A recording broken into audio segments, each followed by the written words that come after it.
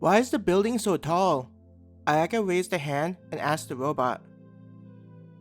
Motioning for them to follow it, Darlina made its way towards the center of the floor where there were numerous spiraling staircases drilling into the floors above them. There was also something that looked like elevators. Since it's just us, I think there's nothing wrong with taking the elevator, Darlina said. As the robot said this, one of the doors opened up and revealed the interior. Darlina stood off to the side to let the others enter first.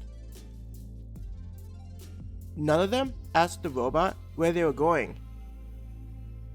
Ayaka had the sense that Darlina wanted to reveal what the building looked like slowly. Judging by how the rest of the underground city was like, it was an idea that made sense. She doubted that they would fully comprehend what would be explained compared to just seeing it for themselves.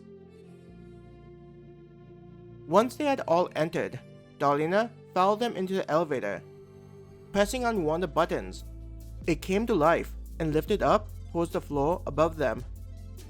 Compared to the other elevator that they had ridden in, it was more like the typical ones found in buildings.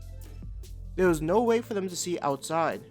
The walls were metal, and the floor had some type of matting to prevent slipping. There was a ding, and the doors slid open to reveal something like a restaurant. Organized throughout were tables and booths, and scattered were kiosks with robots preparing some type of food. Breathing in the smell made Ayaka's mouth water. Exiting the elevator, Darlina said, "As you can see, the area is designed to be similar to a cafe. There are a variety of styles of foods. Regardless of the style that you enjoy, you'll be able to find something here that fits your taste." Out of the elevator, Ayaka's eyes widened at how large the floor was and how many kiosks could be seen. Occasionally, there were some kiosks that were set up in a row, not isolated.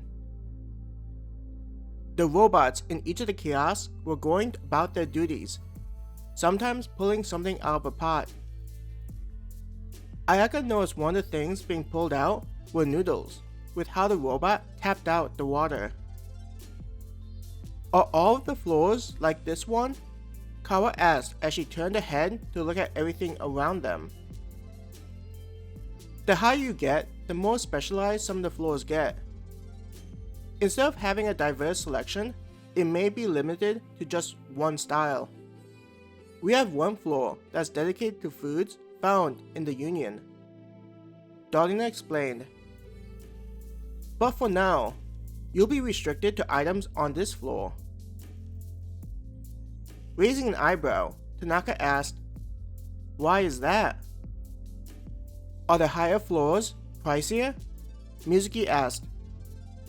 Nodding, "That's one reason. But the main reason is that the food would actually harm you," Darlina said. Learning that food could harm them, they all started asking the robot at the same time.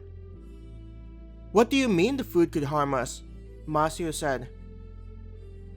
Making a motion for them to calm down and relax, Darlina said, "It's not because the food is poisoned or deadly. Well, it is, but not due to what you're thinking about. It's just because the amount of energy that's contained inside is elevated. Your bodies won't be able to handle the strain and would eventually cause problems." Waving a hand to the kiosks within view. "These ones are at levels that are safe for you to handle. They're still elevated, especially compared to being inside the guild or on the other side of the portal." Seeing that they didn't understand, Darlina just smiled and walked over to one of the kiosks.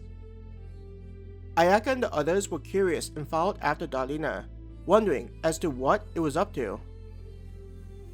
"I'm sure that you can tell that this is a noodle shop," Darlina pointed at the sign.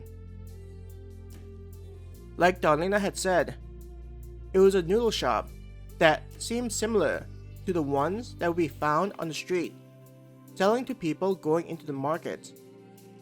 The kind that would be open past when the sun would go down and into the night.